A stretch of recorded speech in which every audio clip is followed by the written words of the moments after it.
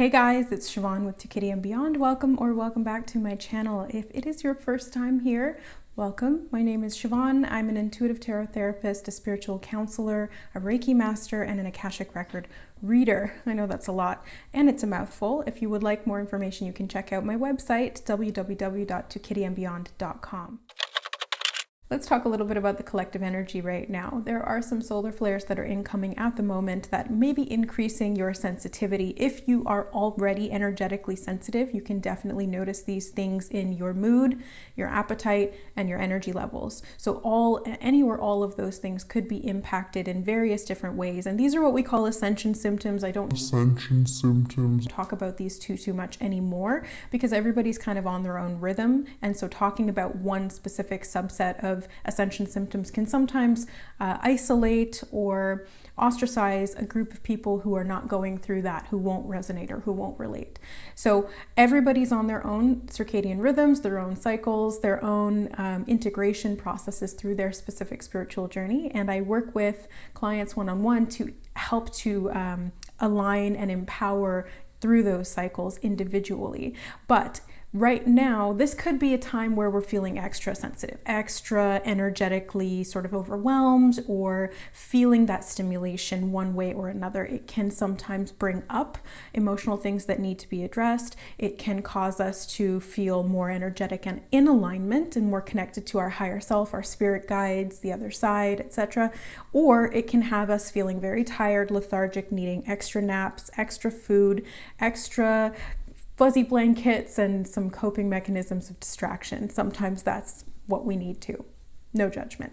Other times it can have us feeling really emotionally moody, unstable, or volatile. This is something that can happen as well. Again, if there is energy under the surface in the form of emotions that needs to be expressed, higher vibrational influx of energy will cause that to come to the surface to be released. Now, the process of releasing is feeling. So if you are feeling overwhelmed, it's important to embrace what is coming up for you. Try to hold space, create safety for yourself and security, either on your own through regulation or through co-regulation with other people whom you trust and feel close to. And again, if you need to, it's always fine to cope in whatever way feels best for you. The most important part of this is to empower ourselves through our process. What we can do is collectively work together through our processes to be able to come into a greater awareness of self. And through that greater awareness of self, we can raise the vibration. The octave of the consciousness increases. And as we do that, we allow the vibration of those around us and by proxy in the collective as a whole to increase as well. I've talked about this a lot on my channel. If you go back through the videos, it's peppered throughout. But the most important part of this is that process. It's allowing that process to take place. It's looking at the uncomfortable things. It's identifying the shadow aspects. It's being open-minded to new ways of thinking, new realms of thought, and even changing your mind about certain beliefs or ways of thinking that maybe you have been sort of dogmatic or rigid around. So being flexible through these changes and through these times, both what's going on collectively as well as what we're internally going through, is really, really crucial at this time. Another aspect of this is integration. So integration comes after an activation period. Integration is usually more like a plateau. So if we're getting activated, we're increasing our frequency quite a lot.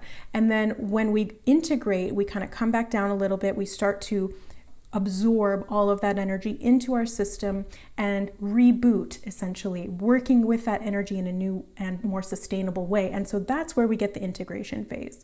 Depending on the type of activation, depending on the energy, depending on that personal process, the integration phase can last any amount of time.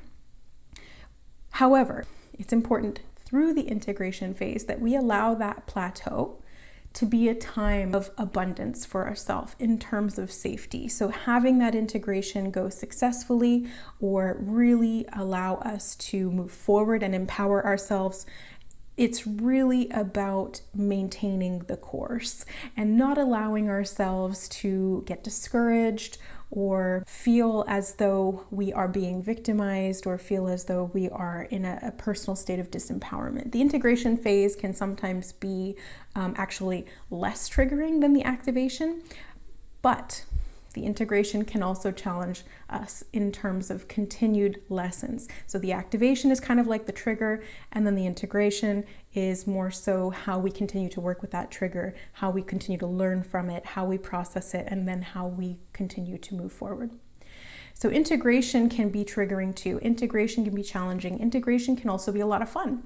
It can be really energizing. It can feel more safe if what you're integrating is easier for you. It really depends, okay? So it's hard to say because each person's working with different things, different traumas, different past experiences, different past lives, different energy, different soul types, different soul groups of origin. So we've got literally so many unique bits and pieces that are all working together. That's why we can't really generalize. However, we are a collective. We go through these same phases, just in very different and unique personal ways. At the end of the day, integrity is what is most important, and integrity allows us to stay within alignment. So when we are in our integrity, we are bringing all the parts of the self into the whole. So we're seeing ourselves as a whole being. We're incorporating all of these parts. That's what creates or allows for integrity. If we are out of integrity, then there's parts of the self that are being denied, rejected, distracted from, pushed aside, or judged in any way, shape, or form. So integrity allows us to bring those aspects back together to create wholeness, which is essentially unity consciousness. When we can embody that and integrate that, we get to higher levels of frequency in terms of our soul vibration rate, our consciousness, and our physical embodiment. So the next thing I wanted to talk about was how we can notice what's being triggered, what's being activated, and what needs to be integrated. First things first, synchronicities. The word synchronicities was coined by my favorite psychologist, Carl Jung, and its meaning is meaningful coincidences. So these meaningful coincidences, things that occur together that have meaning and can work together to impart meaning to you based on what you're going through or what you need to focus on, are things that can come up in many different ways. So we can have number synchronicities, which was what I was posting a lot about on my feed, on my Instagram. I was posting all of the number synchronicities that I saw in this one particular day, and I saved them all there in the story. So if you guys aren't following me on Instagram, you can check me out there. I post memes, thoughts, and random story stuff. So the synchronicities are important because it gives us a feedback loop of information. It's being reflected back to us from our past and from our current state of being. So when we get that feedback loop, this is information that's coming through, and it's usually in the form of repetition. So we see repeating numbers, repeating symbols, repeating signs, repeating occurrences, or cycles as a whole that continue again to repeat. So this is information that we need to kind of see from that bird's eye view and start to discern how this plays into our current state of being, or what we're working on, or what we need to work on to really allow ourselves to vibrate in more integrity, in more alignment, and in more, ultimately, empowerment. So this feedback loop is really important to pay attention to. So you can start a dream journal, you can start a synchronicity journal, which is what I have. This is my synchronicity journal. So I write down a lot of the number synchronicities in here because it helps me to see the patterns. It helps me to connect certain periods of time, what I was going through at that particular time, and the number sequences that are being activated through that portal, through that energy, through that process for me. So being able to look back at past experiences or past times in my life where certain numbers kept repeating in certain frequencies or in repetition, it allows me to understand, okay, that's what I was going through at that point. This is what I'm going through now. What are the parallels? How are those connected? What did I do then? What can I do now? Another thing that I write in here is my emotional experiences. So I'll write down how I'm feeling, what's been coming up for me, and what that might be connected to. I also write down words. So courage was one that was coming up in February for me. So that was last month, the word courage, and that was right around the Leo full moon. So perfect, because the Leo full moon was all about embracing that lion heart, the courage, the bravery. I also was seeing strawberries repeatedly around Valentine's Day, and strawberries are connected to sweetness, natural abundance, fertility, sexuality, sensuality, pleasure, growth, new spring, new growth, new things like that, relationships, and connection. So all of those things around Valentine's Day. So again, I tend to see symbols repeating around particular times energetically. So we go through these different portals all throughout the year, all sorts of different collective portals that we've created or that already exist. And so these energies can come through in very specific ways. That's why I find that having this synchronicity journal really helps me to categorize, keep track of, and understand the connections between all of these things and my personal process. So the goal here is to recognize this feedback and to be able to interpret it as accurately as possible, discerning what it is that you need to take action on, what it is you need to do, how you're going to do that, and why you need to do that. So figuring out the codes essentially and interpreting them is what can give you the tools to be able to do that. So it's seeing the puzzle pieces, putting them together, being the detective, getting curious, and then seeing it from the bird's eye view where you get that whole picture. And sometimes you don't get the whole picture, but sometimes you start to see a piece of it. And that can be really helpful in continuing to move forward, in having faith in your journey and trust within yourself. Another aspect of the feedback loop that I wanted to mention is the interesting aspect of our creative expression and manifestation. So what we don't realize sometimes is that when we're manifesting in the moment, we don't see the results right away. Therefore, what we're manifesting now shows up in the future. I think that's pretty self-explanatory, but sometimes what we don't realize is that what we've manifested in the past is what's showing up right now. So if what's showing up right now is not in alignment with what you currently want or what you're trying to create, then that's an indication not that you're doing something wrong in this current state or that your vibration is off or anything like that. I mean, it can involve that. However, what is the most important takeaway is where that misalignment is and why. So if that manifestation from the past is showing up, what you want to do is, again, take that as feedback rather than as just a random occurrence or something that's annoying or disturbing or whatever it is. You want to look at, how is this connected to something that I've thought, felt, experienced, focused on, manifested intentionally or unintentionally in the past. And when we manifest, we want to be as aware and as conscious as possible. Why? Because through intention, through awareness, through focus, we are channeling energy. We are moving energy. We are manifesting directly with our attention, with our awareness, with our conscious focus. So the more intentional we can be, the more aware we can be. And the more action we put towards those intentions, aligned in integrity with what we're wanting to create, what we're wanting to experience, that's when we get really positive results and things start to flow. So this feedback loop, what you've manifested in the past is showing up in the present. So what you want to do, if it's not something that's in alignment, is to reorient. It's to shift that integrity or that alignment in the present moment so that what you create in the future is in alignment with where you were currently and or where you're going. So this past, present, future phenomenon is something that occurs because we live in this linear perspective of time. But really, it's all cyclical. So it's revolving like this. And if you go around this revolving door and you're not getting off where you'd like to, you can always just go back around. That's the great thing about this, is there's no sort of be all end all. We always have another round. We always have another turn. We can always choose something different. And your free will is the number one asset that you need to utilize. That's why consciousness and intention are so important, is because free will is expressed through those functions. Alignment is something that I talk about a lot on this channel, and it's specifically work that I do one-on-one with people, with clients, and with myself and my partner and everyone else who's open to it. I talk about alignment a lot. So what is alignment? Alignment is being empowered within yourself, aligned with your unique soul's expression. And I work specifically with the soul blueprint for clients determining what their soul type energy is, how to work with it in the functional sense, and also soul group of origin.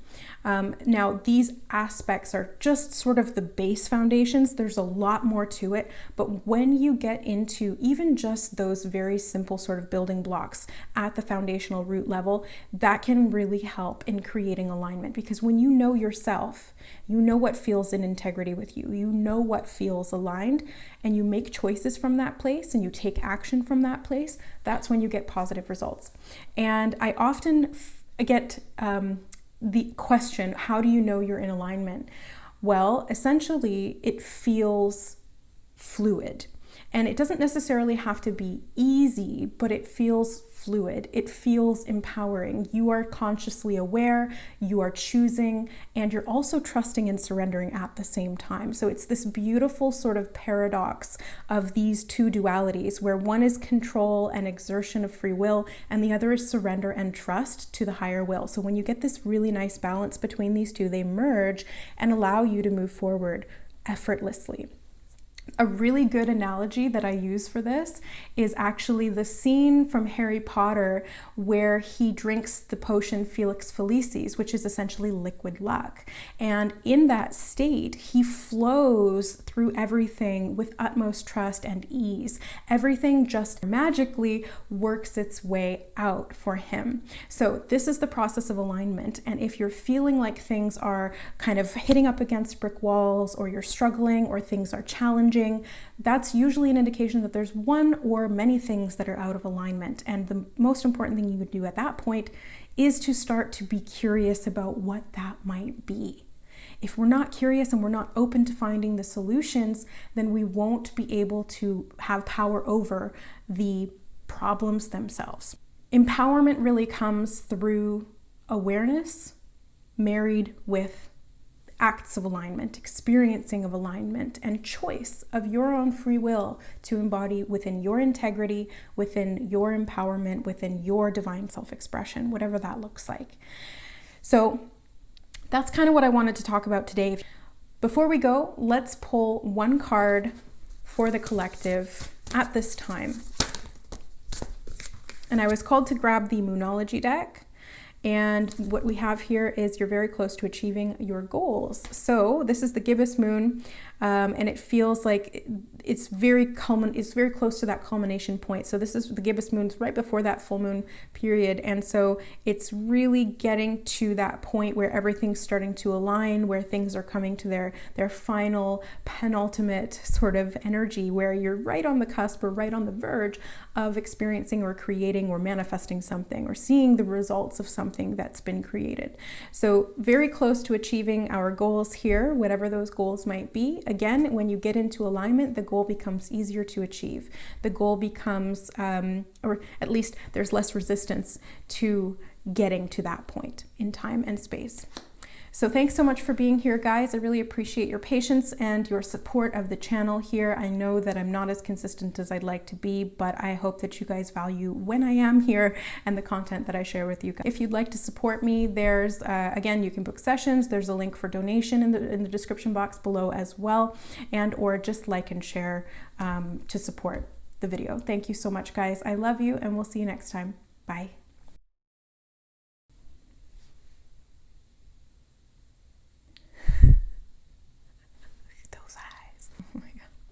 La, la, la. It's just scaling the wall. Yes, kitty? Yes? Wow. Oh, yes. Uh-huh. Okay.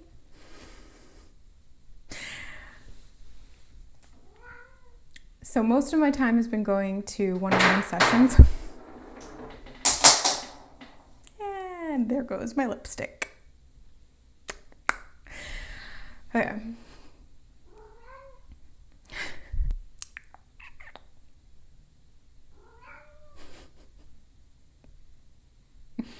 Right now, we are experiencing some influx of solar activity. This is energy that can increase your sensitivity. So if you are feeling extra moody, oh, there goes Kitty playing in the background.